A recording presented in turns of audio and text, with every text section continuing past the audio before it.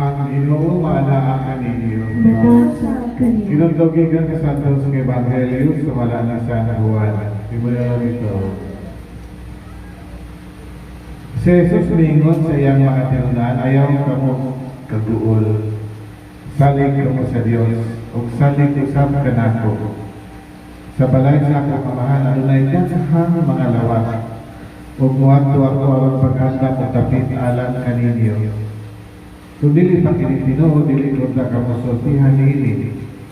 Ug kung natuwa na ako dito, makahandap ng tapit alang kaninyo, mubalik ako ug tuhaon ko kamo. Aron bisag kaasa ako, atoa usab kamo. Naibalo kamo sa pagkatos lapit nga akong nagtuan. Kapag si Tomas niingon kaniya, Ginoo, wala kami may balong asa ka paingon. Busa sa man namo pagkatultol sa dalan. Si Jesus nituba, ako ang dalan, ang kamatuoran, ug ang kinabuhi. Walay makato samahan kung dili moagi kanako. Karon nga nakaila na kamo kanako, makaila usab kamo sa akong amahan. Ug sugad karon nakaila na kamo kaniya, ug nakakita kaniya. Si Felipe miingon kaniya, Ginoo, ipakita ka namo ang amahan, ug igo na kanamo. Si Jesus nitubag, dugay na akong nagiguban kaninyong tanan. Kung wala na pabagyapon, makaila kanako Felipe, ang nakakita kanako, nakakita usab sa amahan. Busa ka na nag-ingon ka man, ipakita kanako ang amahan. Wala ka ba mo Felipe na ako na sa amahan o gagamahan aniya kanako. Wala magigan kanako ang mga pulong ng isulti ko kaninyo. Ang amahan na niya kanako naguhat sa iyang kaugalingong bulungaton.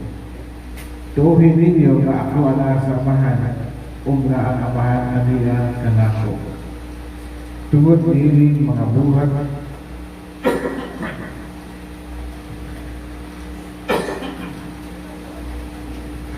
kung dili ka mo tuo, panood ka mo kanako tungod niining mga buhat.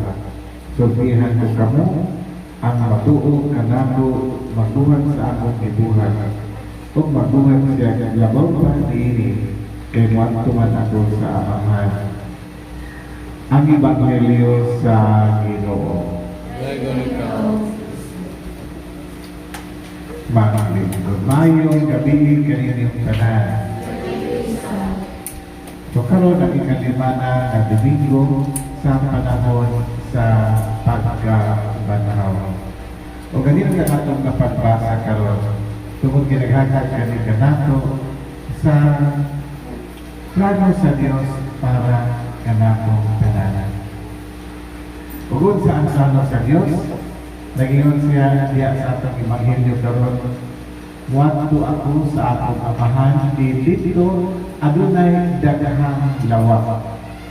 Kung mubalik ako ang waon ko kamo. Kaya di sa hain ako, atoa usab kamo. Okay? Kung hain ako, atoa usab kamo. Kung masabot ani mga kaigsunan, nga diya sa katapusan sa akong kinabuhi, pagkandoy sa Dios, plano sa Dios, nga kita dili mahimulan kaniya.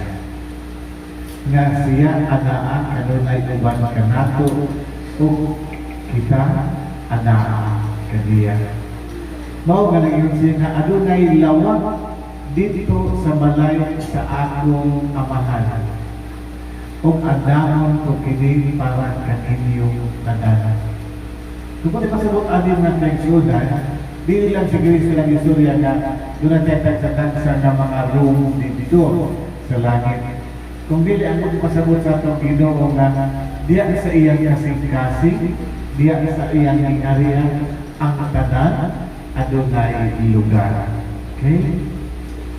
May buwang ingon pa sa Tagalog. There is a space, a place for you in the heart of God. Ang pangutana, ang pangutana, may lugar pa ba ako diha sa imong kasing-kasing? Pangutana na ng imong katapan, may lugar pa ba ako diha sa imong kasing Diyan sa atong kalibutan mga kaigsunan, bisan ang liwat kayo ang kalibutan, daghan nga gyapon ang mga tao na may ganatong walang mahilugan. Wa sila mahilugan. Kung sa buhay pasabot, wala sila mahilugan.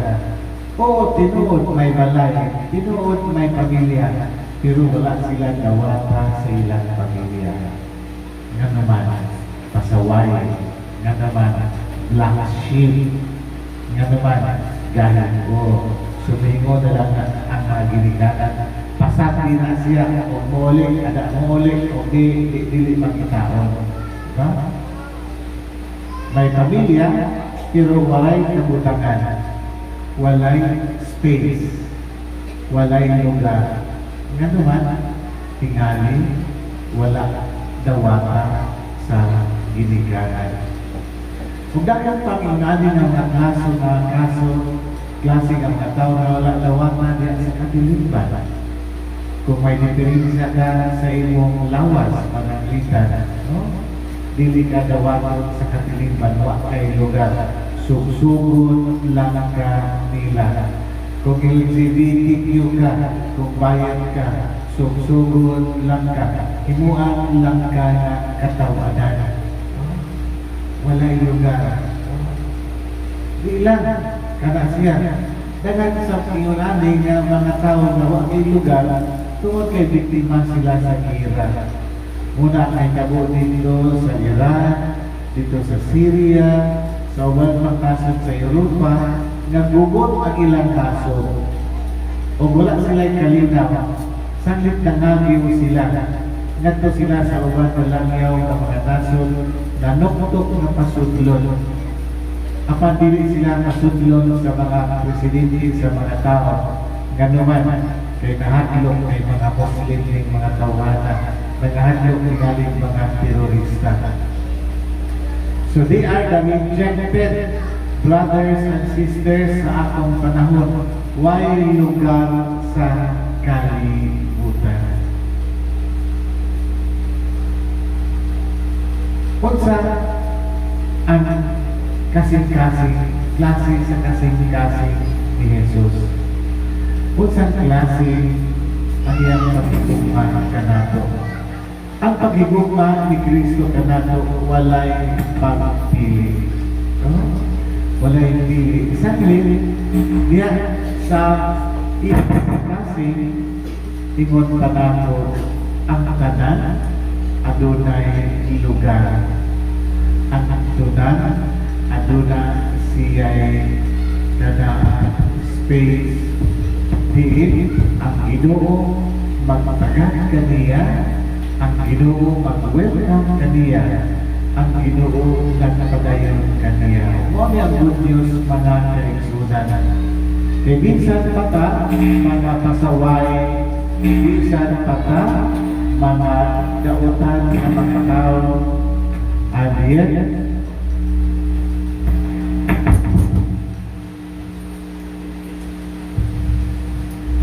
bisan kung kita makakasala kung ang Ginoo apre lang gihapon ang iyang kasing-kasing para kanato.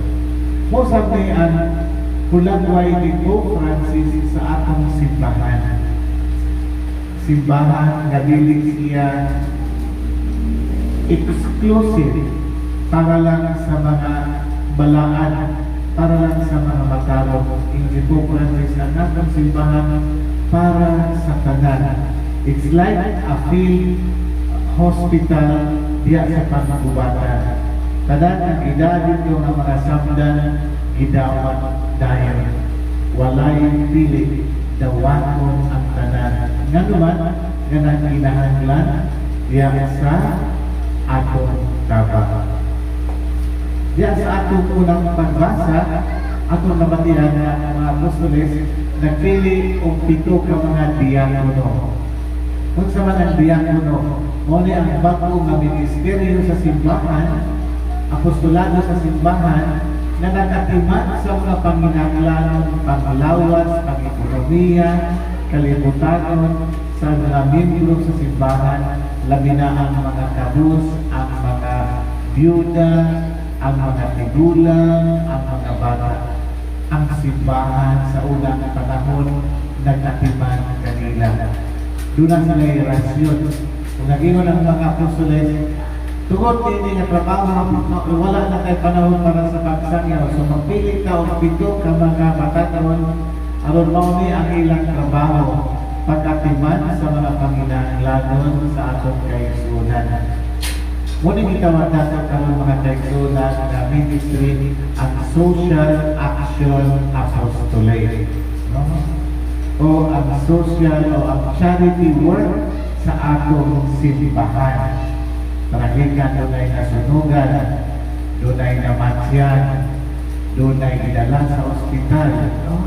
Ang simbahan magtambayayo para pili ilang mga igsuon. Alin doon sa una, basta karoon ko yan, doon na pa yung mga katilingban na nagaling mamatay ng intro sa ilang sityo. Ang simbahan ang kapilya maglimot balay-balay, maglimos para sa namatyan. Para sa namatyan. Huwag pilabot anak. Huwag pilabot niya, magkap ito, alay mo ito mga pili. So, tanan mo hatag, nga naman, in the spirit of charity. See? In the spirit of charity. Muna gingon ni Kristo na ang nakailangan nato magbuhat sa akong mga gibuhaton. O gabuhan pa gani, magbuhat o mas labaw pa niini. Kaya sa panahon ni Kristo, wala naman siya nakahimong ospital. Karon, ang atong mga simbahan, ang atong mga dioceses, ang atong mga religious, doon na sila yung mga ospital, doon na sila yung mga orphanage, na dawat ang mga bata na may ginikanan, doon na tayo mga eskwelahan para sa mga kabataan, doon na tayo mga balay para sa mga tigulang na wala na yung nakatiman kanila. Kung sa private pa rin nga mga institution, corporate social responsibility. Kadili lang ang ilang panuyo para pagganansya, pagnegosyo, pumili, kabahin sa ilang ganansya, ibalik nila sa mga tao ang pagpagkama. So, ano yung unang buhay sa simbahan? Nagibili ni Kristo. Di lang kaya nilang ka magluhod-luhod. Di lang kaya ka magnubina. Dili. Kinahanglan mo gawas ka sa atong kapilya. Kinahanglan na mutabang ka sa atong isip katao. Kinahanglan abiyerto ang atong kasing-kasing alang ni atong mga kisalikway na lisod sa atong kapilingbanan. So mga kaigsunan, mo din ang atong pangayon sa Ginoo, diya na ning ikalima sa Domingo.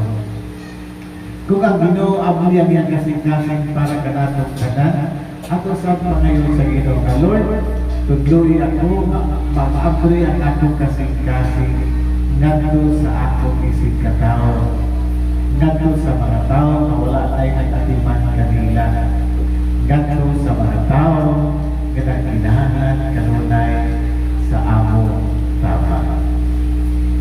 Manindot